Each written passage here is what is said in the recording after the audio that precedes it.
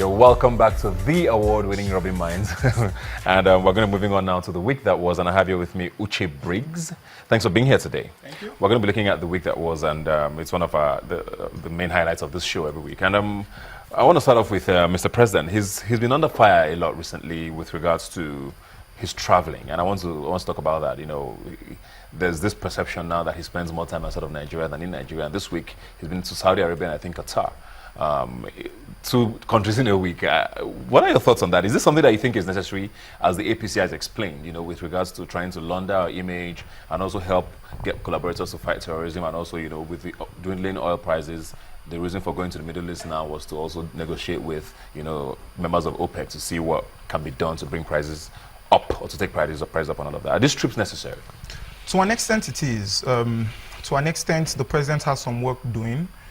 You know, he has some work to do, rather, you know, to try and get us aligned with the Committee of Nations. So yes, to an extent it is, but there is a worry, okay? The trips are, you know, a bit too often, right? You have Reuters reported that he had 26 trips, and he has not made a trip to the Niger Delta and to Lagos. And so what we have is, you know, a repeat of the last administration. Okay, so the president has taken it a step higher in his bedman ability to, you know, just hop around the world. And this is a worry for me, because the very grave concerns and the questions that we have, we never get to hear them from the president right here in Nigeria, okay? He's addressing concerns, he's addressing grave concerns outside in Saudi Arabia and all of that, and that's a problem, that's a worry. The president needs to, you know, be in Nigeria, you know, and work on ensuring that the things that need fixing here are fixed. You know, take, for example, the budgets. You know, last week, the president said that he had never heard of budget padding. And it speaks to a certain level of ignorance, okay? Because if you are going to fight, you know, corruption, if you are going to have that campaign, if that's going to be one of the main campaigns that you have, you should be able to understand the system and understand how what you're fighting, understand how the system is structured.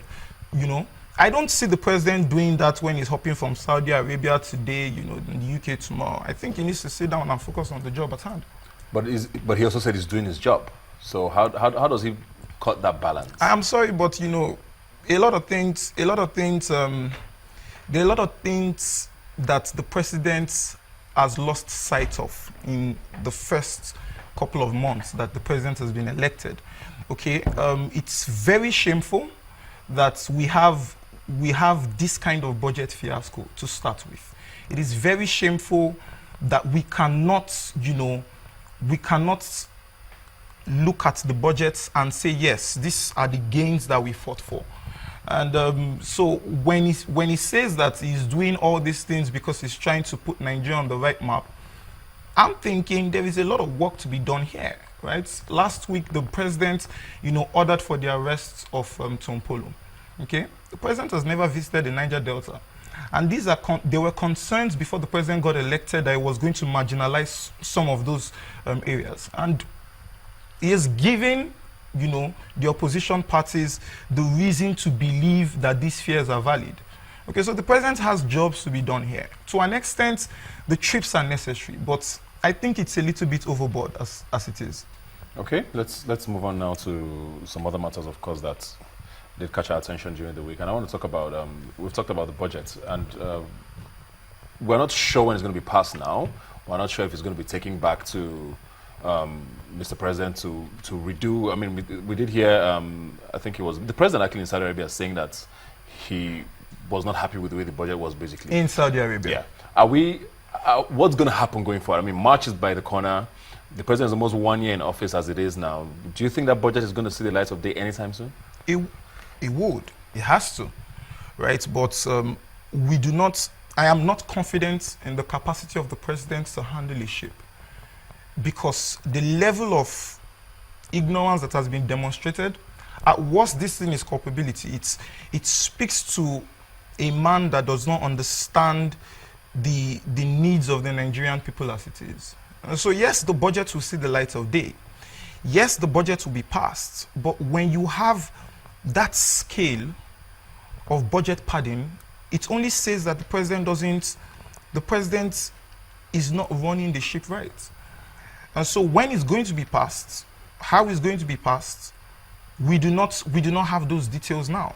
How much of this responsibility is the president, seeing as we have a Minister of Budget, we also have a Minister of Finance? These are people who I'm sure should have walked around this thing. How much of it is Mr. President's responsibility? The president is the CEO of the nation as we speak, right? There are people whose responsibility it is, right, to vet the budget and all of that and all of that. And I can totally understand that, but the buck stops at his table. Okay, if that kind of error, ridiculous sums, you budget above 300 million to connect the president's villa to the driver's rest, it makes no sense whatsoever. And so if the president does not have people within his, cabinet that can vet these budgets and that can give us, the budgets that we voted for, to be honest, right? Because a lot of the promises that was made under the president, during the campaign period, was that the president was going to come and tighten the ship, was going to, clear corruption. But this is a huge slap in the face of Nigerians. This casts a shadow of doubt on the anti-graft policy of the president. And so, yes, if the president knows that he is very serious about corruption, that should be his first, task, to ensure that that budget is pristine. And so far, so good, the president has failed in that regard. And so whatever else he wants to do, the question would always come up as to why the president did not do this, why the president did not do that. So right now we are fighting corruption, but at the same time we have a budget that is a joke, to be honest. So the president cannot justify, he can't marry both situations. You mentioned promises there, and something that came to mind was the 5,000 naira stipend, if I may use that word, that was supposed to be given to unemployed Nigerians, which we started hearing whispers this week will not be fulfilled eventually. We don't know if it's confirmed that it's not going to happen or if it's going to wait for now, since the economy is not particularly great. But that's another one promise now that's looking like it's not going to be fulfilled. Ebuka, the promise can't be fulfilled. The capacity of the APC to be mendacious is just alarming, And that was a red flag during the campaign that the PDP could have picked on. But that is simply not sustainable. Simply not sustainable. And the APC has, successfully lied their way through it. I respect the president for coming out to say now that he will focus on infrastructure and stuff and, not just give out money to people who, are not working. The idea of it sounds good, but it's a disaster for an economy such as this. We are struggling as it is. We can't start handing out, stipends to people who are not working. And something like this is what appears in the NYSC scheme, okay? And that's why you see that people would forge their way into the NYSC scheme, because they know that they're going to get paid money for stuff that is, neither here nor there. So yes, the president did say that he was going to, the only thing he didn't say was that, I'm going back on my words. That's the only thing that the president didn't say. But so far, so good. There was no way that promise was justifiable. There was no way that promise was actionable. Soludos, made this, if you remember when he wrote the article, he made this comment. There is no way that is, a sustainable venture, okay? And what we deserve from the president is to come up to us and say, I promised this during my election, right? And I'm not going to be able to fulfill this because I've looked at the numbers and the numbers don't add up. Mr. President should not be in Saudi Arabia telling us that, he's making it sound like, Nigerians forced him to do this. Nigerians did not. You promised to do it. If there is a change, and we can totally get the change. If there is a change in that promise, you need to be able to man up and tell us there is a change in that promise. Do not go to Saudi Arabia and make us look like fools.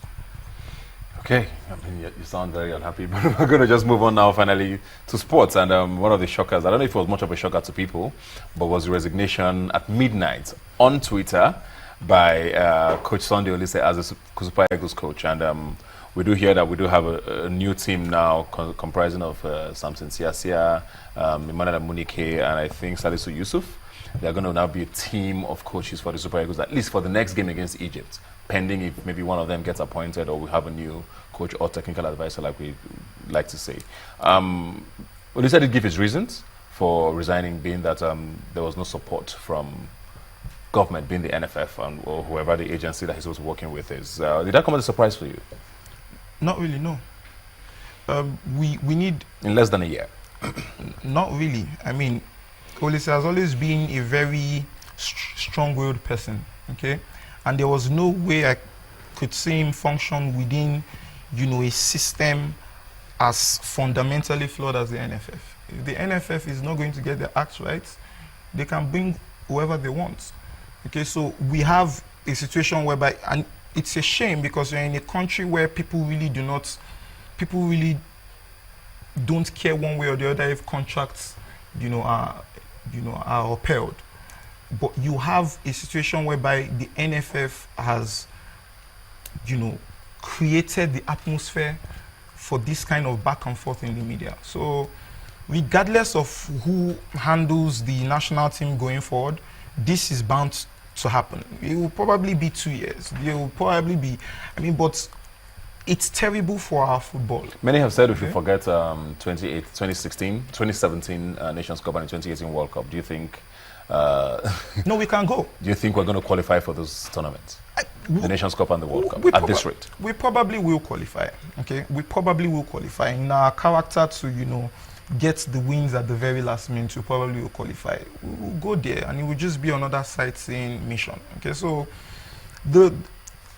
for me, the tragedy here is that our football cannot develop because the body solely responsible to ensure that this happens, they are preoccupied with playing mundane politics. Okay, the structure needs to be fixed. I have not seen a fierce determination from the NFF to fix the structure, a fierce determination from the NFF to go after the private individuals and private organizations to partner and sponsor. I have not seen that commitment, okay? And I have not seen the commitment within NFF to organize and ensure that, if they get a coach in, they can retain the coach, retain talents, right? So we can have a conversation about Olise's behavior later on, which is, a different conversation. But the NFF itself as a body needs to be able to get its structure right, because if it doesn't, we would keep going around in circles. Well, thank you very much. We can only keep supporting the Super Eagles. Hopefully, we do have better days ahead with a few more wins in the bag before the year runs out. Thanks for being here today, Uche. Thank you. We'll be right back talking more right here on Rubbin Minds. Please do not go anywhere.